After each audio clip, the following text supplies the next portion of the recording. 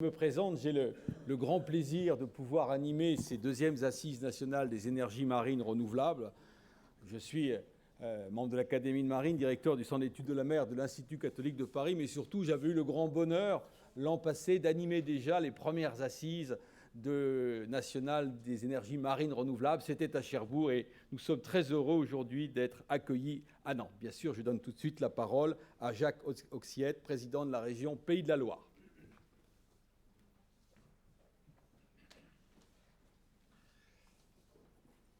Monsieur le Président, Mesdames, Messieurs,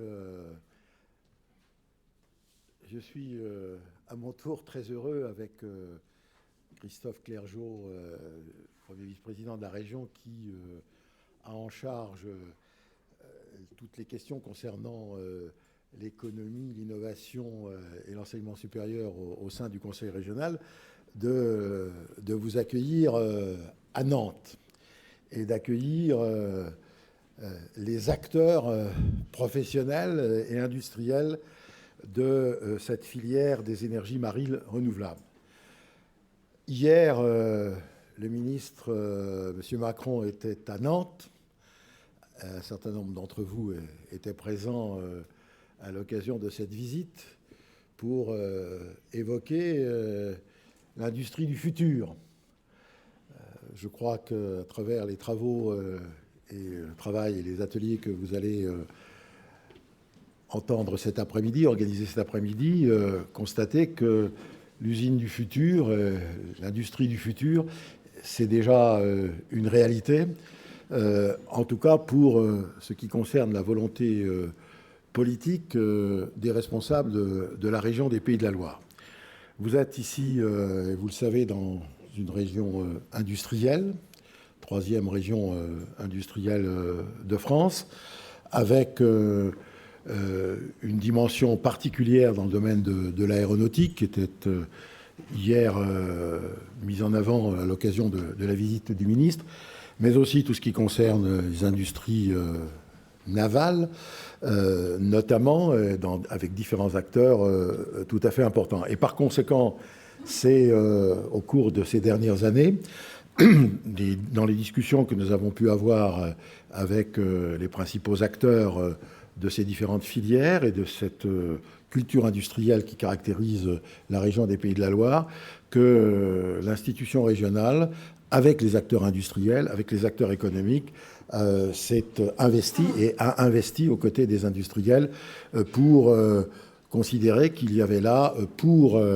les industries de la région des Pays de la Loire et bien au-delà de la région des Pays de la Loire, pour l'économie maritime en général, des perspectives tout à fait intéressantes du point de vue industriel, bien évidemment, sur le plan énergétique, ce qui motivait notre implication dans ce domaine-là.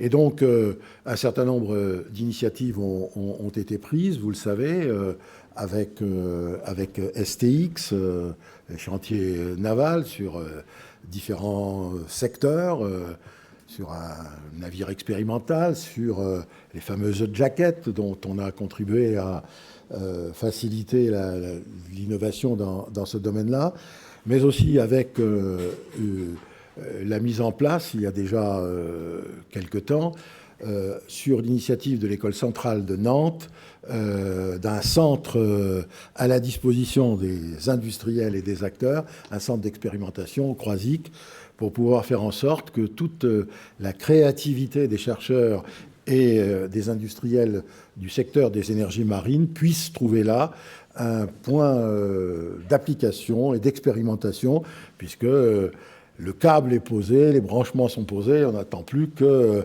les équipements d'expérimentation, l'école centrale, ayant été à l'origine de cette initiative. Bien évidemment, nous l'évoquions tout à l'heure dans ce déjeuner qui a précédé cette rencontre avec les principaux responsables du syndicat des énergies renouvelables, sur l'attente qui est la nôtre, qui est la vôtre, pour voir la concrétisation notamment dans nos régions, mais je parle tout particulièrement dans la région des Pays de la Loire, du parc au large du Croisic, mais aussi celui au large des deux îles, l'Île-Dieu et Noirmoutier. Et toute la filière, tous les acteurs industriels autour des principaux leaders dans ce domaine-là, je ne veux pas les citer pour ne pas en oublier et pour ne pas montrer ce qui est absolument pas le cas, les préférences qui sont les nôtres, et nous n'en avons pas par rapport aux groupements qui se sont déployés sur le territoire et divers qui sont développés sur le territoire régional, pour considérer qu'il y a là cette filière, encore une fois industrielle, que vous représentez, et pour lequel notre région, grâce aux industriels, grâce au choix que l'État a fait d'y implanter ces deux parcs, pour faire en sorte que nous soyons, avec les autres régions atlantiques et outre-mer aussi, puisque nous étions tout à l'heure avec un collègue d'outre-mer, nous soyons à la pointe pour consolider, favoriser et amplifier ce travail industriel pour ces énergies marines renouvelables. Je terminerai par un point que nous évoquions, et sur lequel nous sommes sensibles ici sur différents sujets, c'est la capacité à agir. La capacité à agir et la capacité à décider. Nous sommes dans un état de droit, mais il est de plus en plus difficile, et c'est un euphémisme, de réaliser des projets, et notamment des grands projets, qui sont bien évidemment utiles, et les questions d'énergie sont bien évidemment tout à fait essentielles, qui sont utiles à la vie de nos concitoyens. Et je pense qu'au-delà des réflexions en matière d'innovation, en matière de recherche et en matière d'industrie, les questions qui sont liées à la procédure, aux procédures, qui, dans un état de droit comme le nôtre, dans les états de droit européens, permettent effectivement d'agir. Je crois que cette interrogation sur les légitimités, respectueuses bien évidemment des règles de droit, mais aussi de toutes les questions qui entourent ces règles de droit, et nous avons quelques projets qui me donnent l'occasion d'évoquer en particulier cette question-là, mais qui se pose aussi pour les enquêtes publiques qui se déroulent et qui vont se dérouler concernant les parcs dans nos régions. Je pense qu'il est tout à fait essentiel, et c'était une de mes activités ce matin dans un lycée à Saint-Nazaire, de démontrer que lorsque l'on réalise ou qu'on souhaite réaliser de tels investissements sur les énergies marines renouvelables, c'est pas simplement pour perturber les milieux naturels, mais c'est aussi pour permettre, et notamment à l'ensemble de nos concitoyens et aux jeunes avec lesquels j'étais ce matin, de pouvoir brancher leur portable et leur téléphone pour avoir un tout petit peu d'énergie. Je pense qu'on a oublié de montrer que les moyens dont on dispose, et notamment en matière d'énergie comme dans bien d'autres domaines, sont liés à la volonté, à l'intelligence des femmes et des hommes, et notamment des industriels, qui ont eu à un moment été amenés à prendre des initiatives pour réaliser ces investissements. Je pense qu'on a perdu un peu dans nos contacts avec l'ensemble de nos concitoyens ces réalités-là, qui considèrent que tout ce dont on dispose aujourd'hui est tombé un peu du ciel sans qu'il y ait eu à traiter des problèmes techniques, des problèmes industriels, mais aussi à perturber l'état naturel dans lequel on souhaite bien évidemment pouvoir continuer à vivre. Je remercie les représentants de la Commission d'être présente ici, représentants de l'État et tous les responsables industriels. Sachez que, et Christophe aura l'occasion, et on aura l'occasion de reprendre ces débats tout au long de cette journée et dans les journées qui suivent, pour démontrer l'importance que nous accordons à la filière industrielle que vous représentez, qui a bien évidemment toute sa place dans la région des Pays de la Loire. Merci de votre attention.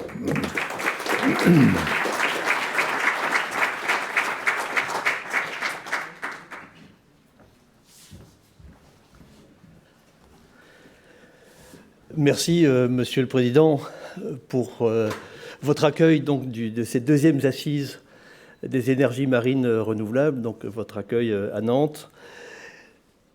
Madame la conseillère principale, chère Anne Houtman, Monsieur le directeur général de l'énergie et du climat, cher Laurent Michel, Messieurs les présidents et vice-présidents, Mesdames et Messieurs les élus, Mesdames et Messieurs, je ne vous apprendrai rien en vous rappelant donc que 2015 est l'année de la conférence sur le climat à Paris, c'est dans un peu plus de 6 mois, et que cette conférence sera particulièrement cruciale. Le secrétaire général de l'ONU, M. Ban Ki-moon, a présenté en novembre dernier, en des termes inhabituellement forts, la synthèse du 5e rapport du groupe d'experts intergouvernemental sur l'évolution du climat. Je cite, « Le rapport que nous présentons a été conduit par plusieurs centaines de scientifiques internationaux et est le plus complet jamais entrepris sur le sujet. Il offre 3 messages clés. D'abord, l'influence des hommes sur le climat est claire et cette influence croît rapidement. Ensuite, nous devons agir vite et de manière décisive si nous voulons éviter des conséquences destructrices. Enfin, nous avons les moyens de limiter le changement climatique en cours et de construire un meilleur futur. C'est ce dernier constat que je voudrais souligner. Et pour conserver donc une bonne probabilité de demeurer sous les 2 degrés de réchauffement par rapport à la période pré-industrielle, les émissions de gaz à effet de serre doivent être réduites de 40 à 70% d'ici à 2050 par rapport à leur niveau de 2010. Les énergies renouvelables, dans toute leur diversité, sont évidemment l'un des principaux leviers de cette réduction. Et il importe, en cette année de conférence sur le climat, d'en faire l'un des fers de lance de la lutte contre le changement climatique. En France, 2015 sera l'année de l'adoption définitive de la loi sur la transition énergétique, et je pense que Laurent Michel va nous en dire quelques mots. Cette loi donnera des outils à notre pays pour poursuivre le développement des différentes filières de production d'énergie renouvelable. Ainsi, en fixant un objectif de 32% d'énergie renouvelable dans notre consommation finale en 2030, et notamment 40% dans notre mix électrique, elle donnera la visibilité et la perspective de moyen terme indispensable à nos industriels, indispensable à un secteur fortement capitalistique et au temps de développement relativement long. Cette cible sera, d'ici à la fin de l'année, déclinée en autant d'objectifs par filière au sein de la programmation pluriannuelle de l'énergie, que l'on appelle PPE. Cela concernera, pour ce qui concerne l'électrique, l'éolien terrestre, les énergies solaires, les diverses formes de biomasse, la géothermie, l'hydroélectricité et nos énergies marines renouvelables. Car oui, cette filière naissante qui nous réunit aujourd'hui possède tous les atouts nécessaires pour jouer dans les prochaines années un rôle significatif dans l'atteinte des ambitieux objectifs. La France bénéficie en effet du 2e potentiel européen en matière d'éolien en mer et d'hydrolien, grâce à plusieurs milliers de kilomètres de côtes répartis sur 4 façades maritimes. Nous disposons de plus d'une opportunité de développement formidable pour l'énergie thermique des mers, production d'électricité, de froid ou encore d'eau douce, notamment donc grâce à nos territoires ultramarins. Sur la base d'une volonté partagée des pouvoirs publics et des industriels du secteur, plus de 10 milliards d'euros d'investissements sont en voie d'être engagés à travers les 2 premiers appels d'offres éoliens en mer. Ils permettront de mettre en service, pour le début de la prochaine décennie, environ 3000 mégawatts d'installations au large de nos côtes et de créer près de 10 000 emplois, majoritairement situés donc dans les régions littorales. Après les premiers prototypes d'hydroliennes de Paimpol-Bréhat et prochainement d'Ouessant, des projets de fermes pilotes d'hydroliennes océaniques, unités de démonstration pré-commerciale, sont par ailleurs en phase de réalisation au Raz-Blanchard, donc au bout de la presqu'île du Cotentin, grâce au soutien de l'ADEME et des investissements d'avenir. Des projets similaires en éolien flottant devraient suivre le même chemin, un appel à projet ayant été annoncé par le Premier ministre pour le mois de juin, et un autre pour l'hydrolien fluvial par la ministre Ségolène Royal. Enfin, l'audacieux projet Nemo à la Martinique, donc d'exploitation de l'énergie thermique des mers, verra le jour en 2018 grâce au soutien de la Commission européenne, et il permettra à nos industriels de faire la démonstration de leur savoir-faire en matière d'énergie thermique des mers. On le voit, la France des énergies marines est en marche. L'enjeu est de construire, comme cela a été amorcé pour l'éolien en mer posé, des filières industrielles créatrices de milliers d'emplois sur le territoire national, tournées vers l'export et compétitives.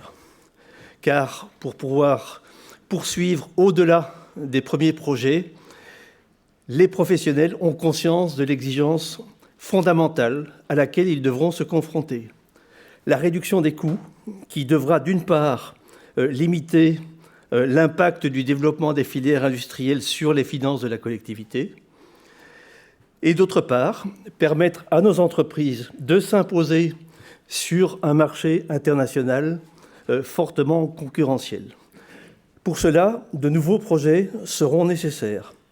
L'effet d'échelle et le retour d'expérience seront en effet les premiers leviers de cette baisse des coûts, de cette compétitivité. Mais ce sont également toutes les conditions de cette montée en cadence qu'il faudra adapter, voire créer. Cadre juridique et économique, architecture des appels d'offres, planification spatiale maritime, je pense qu'on l'abordera avec le président du Comité national des pêches tout à l'heure, anticipation des besoins en infrastructures, notamment les raccordements et les installations portuaires.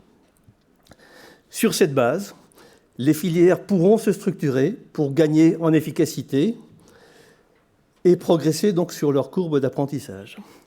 Avec donc un objectif comme phare qui donnerait le cap à tout l'écosystème des énergies marines renouvelables, la compétitivité par rapport aux autres moyens de production d'énergie décarbonée. Ce phare, c'est celui par lequel nous avons choisi d'illustrer donc le programme de ces deuxièmes assises nationales des énergies marines.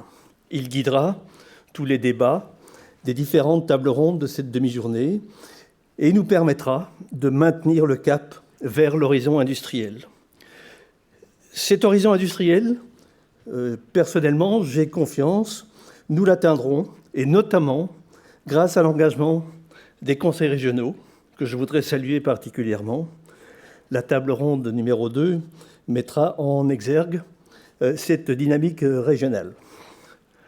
J'ai parlé de l'engagement de l'État, de l'engagement des industriels, de l'engagement des régions, et je voudrais souligner aussi donc l'engagement de la Commission européenne, et particulièrement la mobilisation du programme NER 300.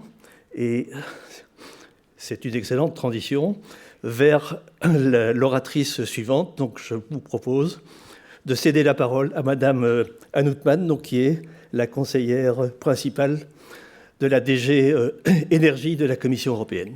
Je vous remercie.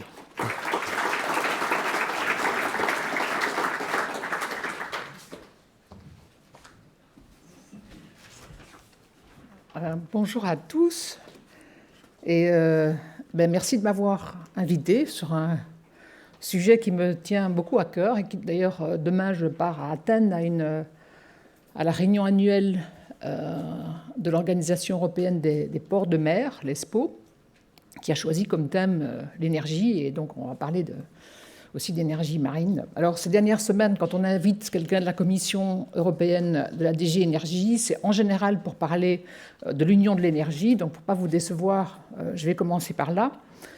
L'Union de l'énergie, pour le moment, c'est un projet sur le papier, mais c'est un très beau projet.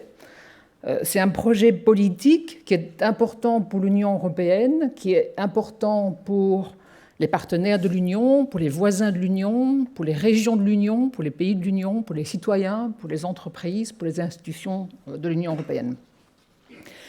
Pour le moment aussi, la volonté politique, elle est bien là, celle des États membres, celle du Parlement européen et évidemment celle de la Commission européenne. Et il faut, je pense, s'en réjouir parce que depuis 50 ans, on n'a pas vu un tel élan politique dans le secteur de l'énergie, qui est quand même le secteur qui a été un peu le socle de la construction européenne. Alors, il faut aussi souhaiter que cet élan politique dure et qu'il soit encore là quand, on l'espère, sera passée la crise russo-ukrainienne, quand, on l'espère, sera passée aussi la crise économique et sociale, et quand, on l'espère, on aura réussi une COP 21 très ambitieuse en fin d'année. Et puis surtout aussi, quand la Commission va mettre sur la table des propositions concrètes qui vont permettre de matérialiser ce qui pour le moment est un projet, et quand aussi il va falloir mettre en œuvre les textes qui auront été adoptés par les législateurs au niveau local et régional.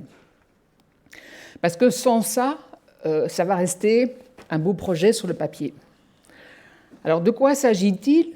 Je pense qu'il s'agit en fait de 28 États membres qui ont pris conscience de leur interdépendance et qui ont pris conscience que cette interdépendance implique la nécessité de coordonner plus étroitement leur politique énergétique, de se faire plus confiance, d'être plus solidaires et de parler d'une seule voix sur la scène internationale. Il s'agit de 28 États membres qui ont pris conscience que, en fait, ils rencontrent des sujets, des problèmes, tous, un peu tous les mêmes aussi, qui exigent donc plus de coopération et plus de mise en commun de leurs ressources. Et il s'agit enfin de 28 États membres qui reconnaissent que l'état actuel du système énergétique européen n'est pas tout à fait satisfaisant et qui adoptent une nouvelle vision d'ensemble sur le long terme, c'est-à-dire essentiellement pour l'après-2020. Alors, le 25 février dernier, à la demande du Conseil européen, la Commission a proposé un cadre stratégique pour mettre en place cette union de l'énergie. Ce cadre a été globalement soutenu au Conseil européen du mois de mars par les chefs d'État et de gouvernement, et il sera cette fois-ci discuté en détail au Conseil des ministres de l'énergie du 8 juin pour le Conseil européen du mois de juin, qui là devrait adopter des conclusions plus détaillées. Alors je voudrais, si vous le permettez, vous lire un seul paragraphe du texte qui a été mis sur la table par la Commission européenne, parce que je pense qu'il illustre assez bien le changement fondamental de système que l'on souhaite et quelque part un changement de paradigme sur le sujet. Pour atteindre notre objectif, entre parenthèses, notre objectif, il n'a pas changé depuis 20 ans, c'est celui de donner accès à tous, entreprises, citoyens, à une énergie qui soit à la fois propre, durable et à un prix raisonnable et compétitif. Donc, pour atteindre notre objectif, nous devons abandonner le modèle économique reposant sur les combustibles fossiles, dans lequel la question énergétique repose sur une approche centralisée, axée sur l'offre, qui s'appuie sur des technologies anciennes et des schémas commerciaux périmés. Nous devons donner du poids aux consommateurs en leur fournissant des informations, des choix, et en injectant de la souplesse dans le mode de gestion de la demande aussi bien que de l'offre. Nous devons abandonner notre système fragmenté, caractérisé par l'absence de coordination des politiques nationales, des entraves au marché et des îlots énergétiques. Alors, la stratégie que la Commission a proposée se décline en 5 dimensions qui sont étroitement liées entre elles. la sécurité énergétique à travers plus de solidarité et de confiance. Deuxièmement, la pleine intégration du marché européen de l'énergie. Troisièmement, la modération de la demande à travers notamment l'efficacité énergétique. Quatrièmement, la décarbonisation de l'économie. Et finalement, cinquième dimension, la recherche, l'innovation et la compétitivité. Alors la bonne nouvelle, c'est que les énergies marines ont évidemment toute leur place dans ces dimensions. D'abord, sur la première, la diversification des sources d'énergie et le recours aux sources d'énergie indigènes, donc produites dans l'Union européenne, sont des éléments pour nous essentiels de notre sécurité d'approvisionnement. La sécurité d'approvisionnement a été une préoccupation majeure au moment de rédiger notre projet d'Union de l'énergie, et c'est certainement un domaine où les énergies marines peuvent avoir une importance stratégique. Les ressources de base, vent, houle, marée, etc., sont abondantes le long des côtes européennes, et elles peuvent protéger l'Europe des aléas des marchés d'énergie internationaux. Deuxième dimension, pour mieux intégrer le marché européen, on va avoir besoin d'améliorer à la fois le hardware, c'est-à-dire les infrastructures, et le software, c'est-à-dire les règles. Alors, côté hardware, pour le secteur de l'énergie océanique, comme pour d'ailleurs l'éolien en mer, le raccordement au réseau est un problème constant. Et là, on devrait adopter d'ici probablement début décembre une nouvelle liste de projets d'intérêt commun qui sont susceptibles d'obtenir des financements européens. Et certainement que certains raccordements seront dans cette liste. Le secteur devrait aussi bénéficier, côté software, d'une proposition que nous allons faire sur une nouvelle organisation du marché de l'électricité et pour lequel nous allons lancer une consultation probablement dans la première moitié du mois de juillet et j'espère que vous serez très nombreux à y répondre. On ne vous demande pas des thèses de doctorat, on vous demande simplement quelques points que vous connaissez éventuellement sur des petits aspects même de la proposition, mais c'est important que toutes les personnes, toutes les entreprises, toutes les organisations qui ont quelque chose à dire participent activement à ces consultations qui sont ouvertes et vous pouvez avoir une information automatique en vous inscrivant sur le site de la Commission. Troisième sujet, la place des énergies renouvelables marines est évidemment évidente dans le volet sur la décarbonisation de l'économie, donc je n'entre pas là-dessus parce que je crois que Jean-Louis a bien expliqué le sujet avant moi. Finalement, le secteur a aussi tout à gagner d'une nouvelle stratégie de recherche et d'innovation qu'on va mettre sur la table aussi, qui sera une sorte de remise à jour du plan, ce qu'on appelle le plan 7, Strategic Energy Technologies, et qui va cibler en priorité les nouvelles générations de technologies renouvelables et qui devrait cette fois-ci mieux s'insérer dans une stratégie industrielle au sens large, c'est-à-dire qui va couvrir aussi les questions de nouveaux modèles d'entreprise et, chose très importante pour le secteur, de nouveaux profils d'emploi. Alors certains d'entre vous ne s'intéressent pas, j'imagine, qu'à la politique de l'énergie, mais voudraient aussi peut-être savoir où est l'argent. Il y a bien sûr tous les outils traditionnels que vous connaissez, notamment le programme de recherche et d'innovation Horizon 2020 qui couvre la période 2014 à 2020, avec 5,7 milliards pour les objectifs énergétiques, mais aussi pour les énergies marines, une possibilité supplémentaire de bénéficier d'une partie des 3,7 milliards qui se trouve sous un autre volet d'Horizon 2020 qui octroie des subventions pour la recherche agricole et maritime. Alors, il y a évidemment les fonds structurels, il y a les prêts de la Banque européenne d'investissement, il y a le programme NER 300 qu'a mentionné Jean-Louis, etc. Mais surtout, cette commission a lancé une nouvelle initiative qui est importante pour l'investissement, avec le programme qu'on appelle communément le plan Juncker, et son outil principal, qui est le Fonds européen pour l'investissement stratégique, qui est mieux connu sous son acronyme anglais EFSI, et sur lequel la Commission est aujourd'hui engagée dans la dernière ligne droite avec le co-législateur, Conseil et Parlement européen, pour trouver un accord dans un trilogue qui n'est pas facile. Mais on va y arriver.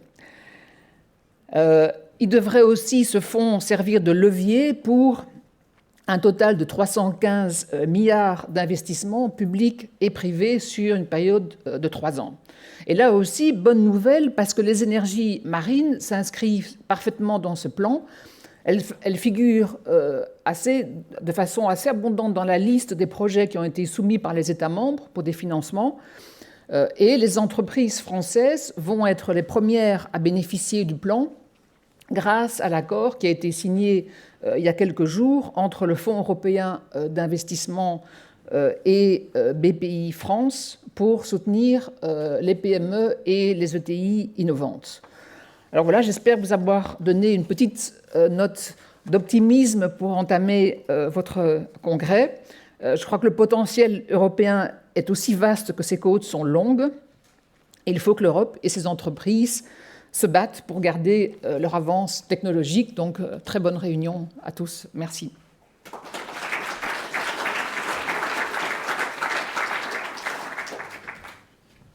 Merci Madame la conseillère. La parole est maintenant à Monsieur Laurent Michel, directeur général de l'énergie et du climat au ministère de l'écologie, du développement durable et de l'énergie.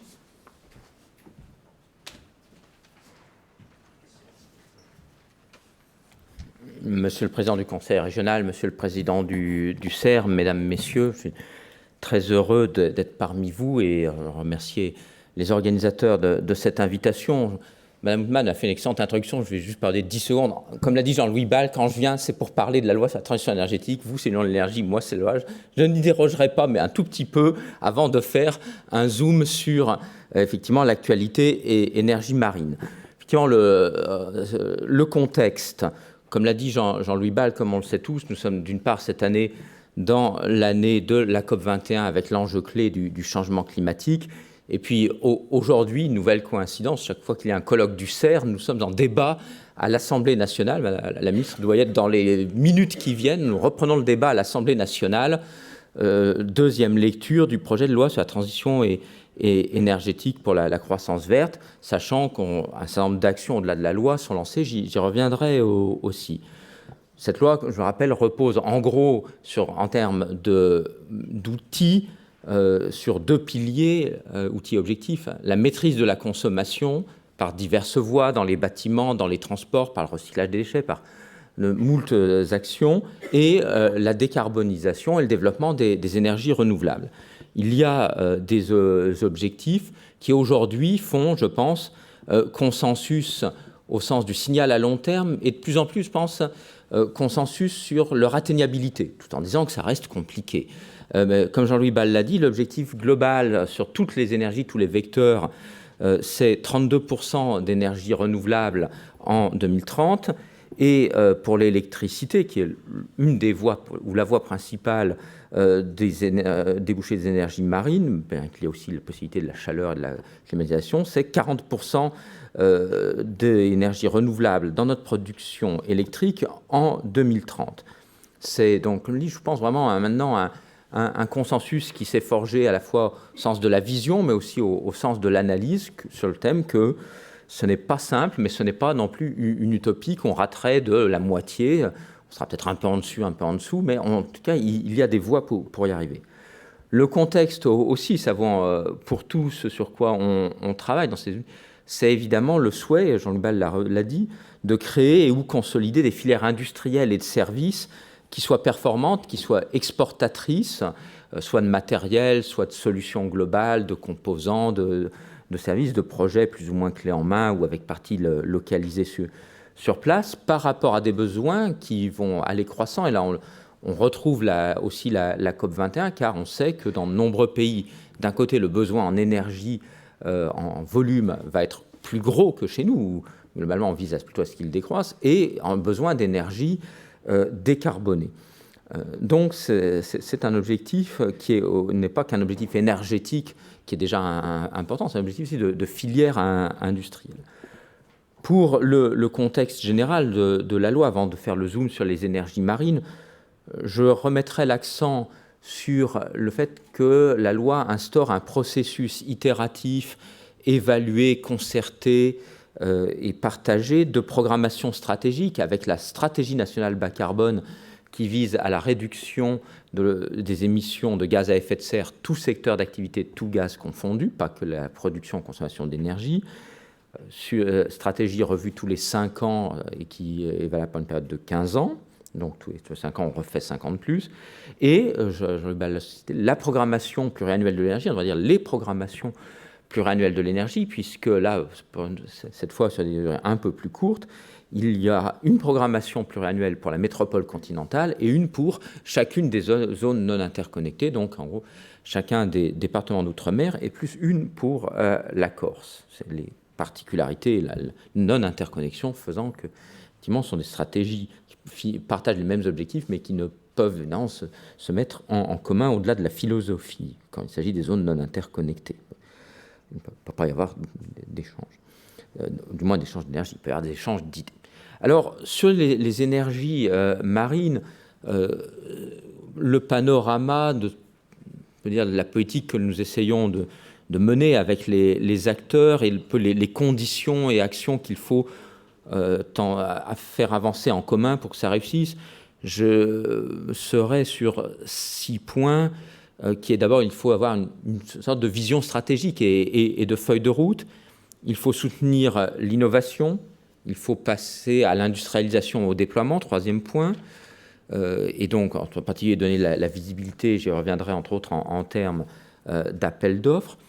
Il faut ensuite, une fois les projets planifiés, les conduire. Ce sont des enjeux industriels. On reviendra aussi sur les enjeux de procédure. Et ça a été évoqué par, entre autres, le président de la région, les questions de l'insertion et de la démocratie et de la conduite des procédures. 5e point, l'enjeu de performance industrielle et de maîtrise et de diminution des coûts pour des filières qui, pour certaines, commencent à ne plus être un démonstrateur à terre, mais à entrer en phase de déploiement. C'est un impératif extrêmement fort. Et puis la question de la 6e, de l'insertion, de l'intégration de l'appropriation locale, le local allant du lieu où se font les projets à la région ou aux interrégions, car on vit aussi, ce n'est pas que le projet dans son environnement proche, c'est un tissu économique, c'est un ensemble d'acteurs qui y contribuent. Alors, sur la vision un peu stratégique de type feuille de route, je crois que ce que je veux dire n'est pas nouveau. L'idée des pouvoirs publics, c'est d'essayer de faire en sorte qu'on ait une chaîne qui se développe sur tous les stades de ces nouvelles filières, avec des soutiens proportionnés et toujours bien entendu évalués a priori puis a posteriori, stade d'innovation, stade du démonstrateur industriel qui est souvent une étape difficile et parfois entre autres à financer, puis stade des fermes pilotes et stade des fermes commerciales. Et dans pour y aboutir, il y a besoin de la performance industrielle et de l'insertion locale. On a besoin aussi, pour que les acteurs, en particulier industriels, s'engagent, de tracer des objectifs. Donc la programmation pluriannuelle de l'énergie qui comprendra à la fois au niveau métropole et au niveau des zones non interconnectées, des objectifs de maîtrise de la consommation, mais aussi de diversification, sera là effectivement l'occasion de tracer et de revoir régulièrement les objectifs de développement des diverses filières d'énergie renouvelable. La première programmation porte sur une période 2016-2023, puis en 2018, là on passe au rythme d'horizon tous les 5 ans. L'idée de la loi étant, après chaque début de quinquennat, dans l'année qui vient, un nouveau, ou même s'il est reconduit, gouvernement, élabore la programmation. Et donc là, ça sera 2019-2028, puis on aura en 2018, on fera ça, donc, et ensuite en 2023, et ça sera là 2024-2033, etc. Les travaux sont aujourd'hui lancés pour la première programmation, tant au niveau national que dans la quasi-totalité des zones non interconnectées, où, sous la houlette à la fois du préfet et du président du conseil régional, les travaux sont conduits. Il est important aussi, la PPE permettra de l'affiner, même si tous les détails ne seront peut-être pas donnés, de pouvoir concevoir, tout en faisant en sorte qu'il soit éventuellement révisable, des calendriers et de la lisibilité des dispositifs de soutien, que ce soit les appels à projets phase amont, innovation, démonstration, ou les appels d'offres de déploiement. Alors, sur l'innovation, la démonstration, les fermes pilotes, donc mon deuxième point, l'État, au travers, entre autres, des investissements d'avenir, est intervenu et continuera à intervenir. L'Institut de la transition énergétique France Énergie Marine a été sélectionné dans le cadre de l'appel à projet qui a sélectionné une grande dizaine d'instituts de la transition énergétique. En liaison avec France Énergie Marine, l'Agence nationale de la recherche va lancer un appel à projet dans lequel France Énergie Marine sera impliquée.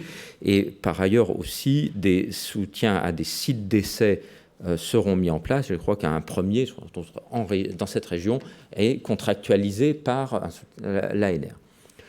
Et ça, l'idée, c'est plutôt de structurer l'écosystème recherche-innovation autour, chose un peu pérenne, entre Institut de la transition énergétique et centres et sites d'essai.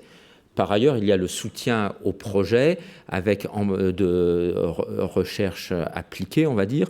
Il y a déjà eu plusieurs, en particulier sur les énergies marines, un appel à manifestation d'intérêt brique technologique avec plusieurs lauréats sur des process et des machines, mais aussi des questions importantes comme les fondations ou les connexions électriques.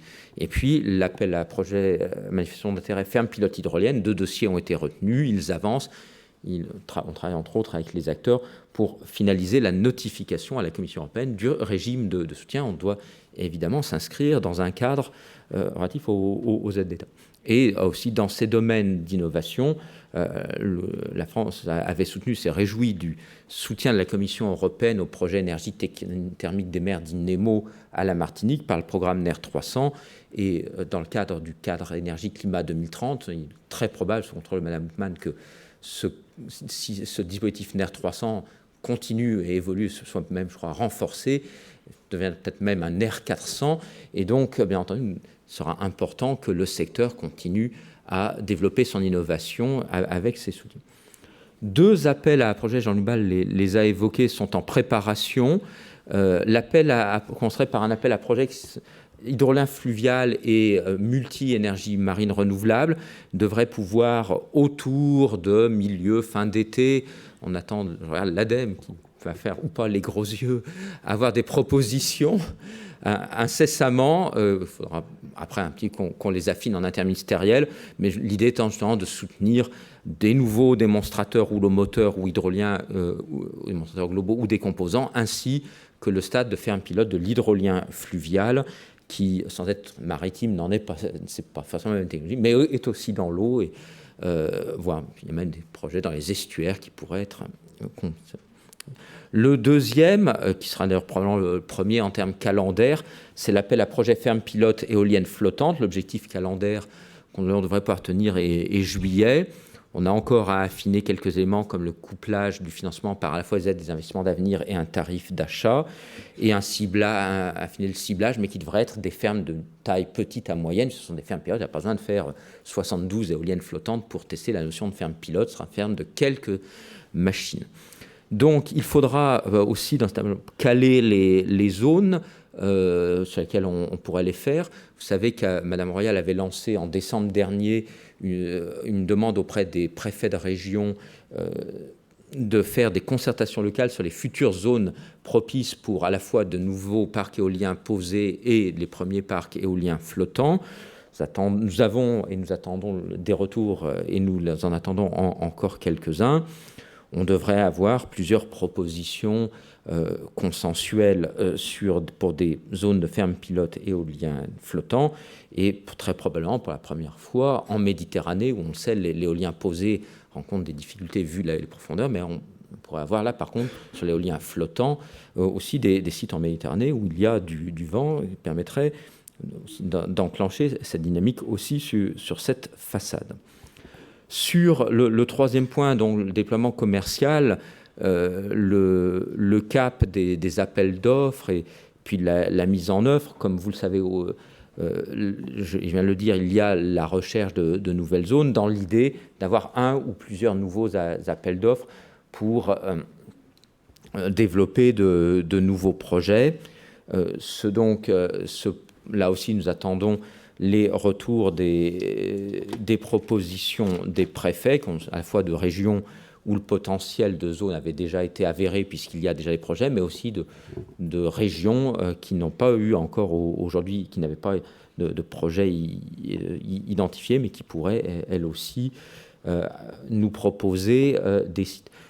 À partir de là, on continuera à avancer. Des questions se poseront sur le volume de ces appels d'offres, aussi peut-être sur des évolutions du processus. Au lieu d'avoir simplement un jugement sec des offres, avoir peut-être une notion de dialogue compétitif qui permettrait d'affiner le choix, y compris vers la baisse des coûts, et aussi des questions sur le dérisquage en amont des projets. De plus en plus en aval, j'arrive à mon 4e point. Il y a des projets, qu'ils soient hydroliens ou qu'ils soient éoliens en mer, qui sont sur les rails, sur lesquels on a donné un certain nombre de décisions de soutien des financements. Les porteurs de projets sont en action. Il y a eu pour certains déjà des débats publics qui sont derrière nous, des dossiers de demande d'autorisation déposés. Donc ces projets avancent, ce sont des projets qui ne sont à la fois ni simples ni insurmontables. Nous avons des grandes entreprises, des consortiums multi-acteurs compétents qui s'y emploient. Un volet important, effectivement, c'est l'acceptabilité de l'insertion locale et en même temps avoir des procédures lisibles et qui puissent quelque part être plus courtes. Comme il a été annoncé déjà il y a un moment, nous travaillons sur un décret qui apporterait 3 évolutions: porter la durée des concessions d'occupation de domaine public maritime, durée maximale potentielle de 30 à 40 ans, et travailler sur les recours contentieux avec une diminution du nombre de niveaux de recours, donc avoir un niveau de recours puis la cassation en Conseil d'État au lieu de 2 niveaux, et aussi avoir les recours qui seraient ouverts de manière claire sur une période simplement de 2 mois après publication de la décision, ce qui aussi raccourcirait les temps et les incertitudes. À signaler aussi que la loi sur la transition énergétique a introduit récemment dans les débats en commission à l'Assemblée nationale des propositions sur la diminution des délais de raccordement des énergies renouvelables, ce qui sera probablement quand même quelques ajustements, car on ne raccorde pas forcément à la même vitesse un petit parc solaire qu'un grand parc éolien maritime, mais l'idée est là. Avant-dernier point d'importance, la performance industrielle, la maîtrise des coûts, c'est clé pour les énergies marines, pour qu'elles se développent dans notre mix électrique et à l'export de manière absolue par rapport à l'objectif de maîtrise des prix de l'électricité et par rapport aux autres filières, en particulier renouvelables. Les énergies marines ont entre autres des avantages que n'ont pas forcément toutes les filières renouvelables, par exemple d'une plus grande durée de production, ce qui limite, durée annuelle dans l'année, ce qui limite les problèmes que l'on se pose parfois sur l'intermittence, mais ça n'excuse pas tout, ça ne résout pas toutes les questions, et le prix moyen de production est aussi un élément important.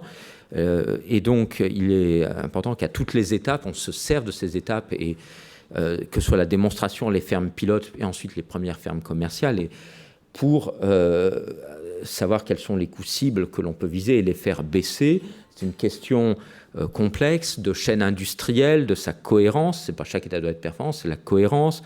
Il faut donc qu'on puisse abaisser significativement, je le dis clairement, les coûts de futurs, par exemple, parcs éoliens offshore. On a les premières références de gros, pas dire qu'on doit abaisser significativement aujourd'hui pour les hydroliennes, on commence à peine, mais pour les parcs éoliens offshore, on a déjà des gros parcs avec des références en France, et puis on voit aussi à l'étranger où il y a un peu plus de retour d'expérience des parcs, que c'est en train de baisser. Il faut qu'on continue ce mouvement, car il n'y aurait pas de développement significatif si on restait au prix actuel, tout le monde le sait.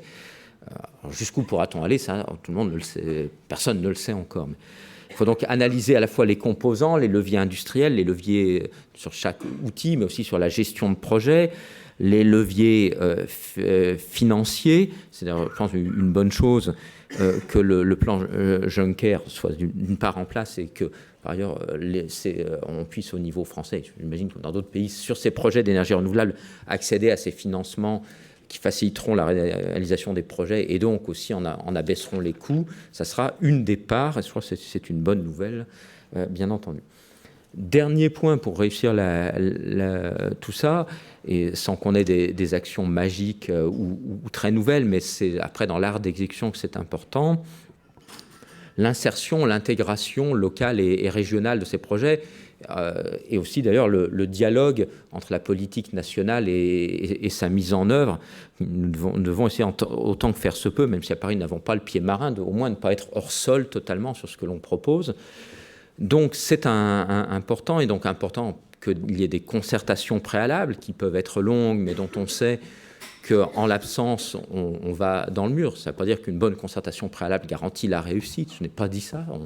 On a aussi des exemples de bonnes concertations préalables, et néanmoins, ça ne lève pas tous les obstacles. Mais c'est bien pour ça qu'il y a des concertations sur les zones propices, première étape. Et dans la nouvelle concertation qui a été conduite ces derniers mois par les préfets, on a prévu non seulement d'interroger les corps constitués, collectivités locales, bien entendu, mais aussi acteurs économiques, dont la pêche, mais dont les autres usagers, et aussi d'avoir une consultation du public qui pourra s'exprimer. Après, quand des gros projets sont décidés et retenus des appels, il y a des débats publics, puis il y a les procédures d'autorisation, avec l'importance de l'ajustement du projet tout au long de ces phases, l'importance de l'étude d'impact, des explications à donner sur les impacts, qu'ils soient environnementaux ou socio-économiques, on va dire la fameuse séquence éviter, réduire, compenser, et puis de suivre ensuite dans le futur et d'expliquer finalement comment et partager avec les acteurs potentiellement impactés que non seulement on va le faire, mais qu'on le fait. Alors non, c'est pas tout de suite qu'on va pouvoir suivre les impacts, les parcs ne sont pas là, mais je crois qu'il faut qu'on inscrive ce dialogue dans la durée et qu'on en tire un retour d'expérience dans chaque région, en global au niveau national, qu'on le partage, y compris qu'on le partage avec d'autres États. Et je dirais aussi que, bien entendu, je crois que ça a été évoqué, on ne doit pas réfléchir comme si les énergies marines étaient les seules à se promener en mer. Il faut évidemment l'inscrire dans des réflexions plus globales, dont les travaux de planification spatiale maritime. Donc il y a ce volet impact-usage. Il y a aussi, bien entendu, au niveau local, le volet de l'intégration économique au plan de la R&D. Ça ne veut pas dire que la R&D doit travailler uniquement les acteurs de Loire-Atlantique entre eux, mais d'avoir des clusters. Enfin, ça marche sur des tas de filières. Il n'y a pas de raison que ça ne marche pas en région, en interrégional, sur les énergies marines. Aussi l'intégration, la collaboration sur la mise en œuvre industrielle. Et les collectivités s'impliquent beaucoup sur la préparation, ou maintenant c'est plus sur la préparation, c'est des infrastructures, il y a des infrastructures de test, mais aussi des zones d'accueil dans des ports soit nationaux, soit décentralisés pour les futures usines ou bases de services, et aussi la mobilisation industrielle, avec bien entendu on va dire, les usines de premier rang, mais implantées peu par les consortiums, mais aussi tout le tissu de sous-traitance industrielle ou de services industriels ou maritimes que l'on peut faire émerger, et où là on a des gains, on a non seulement la création brute d'emplois, mais aussi des gains aussi pour la filière. Si on a un bon tissu de sous-traitance, on le sait, le président a cité l'aéronautique, l'aéronautique, c'est la compétence et la performance d'Airbus et toute sa chaîne. Et bien, ça sera la même chose pour les énergies marines. Donc, dans ce contexte, et pour finir sur le local, je pense qu'on a, l'intégration, on a dans cette politique qui n'est plus tout à fait balbutiante, mais qui n'est pas encore totalement ancienne, sûrement beaucoup de choses à faire.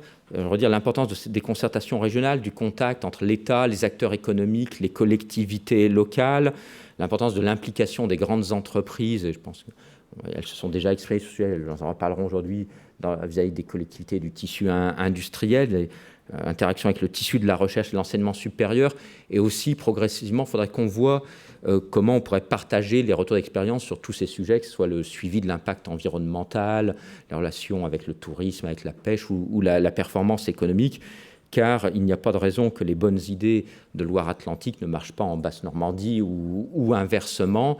Et donc, je pense que c'est quelque chose sur lequel on devrait, dans les années à venir, continuer à travailler, d'autant plus qu'on va avoir des projets qui sont maintenant non plus des réponses à des appels d'offres, mais des choses qui se réalisent. Donc un vaste chantier, mais un beau chantier pour tout le monde, et qui, je n'en doute pas, avancera, et ces journées nous permettront sûrement d'avoir d'autres idées. Merci beaucoup.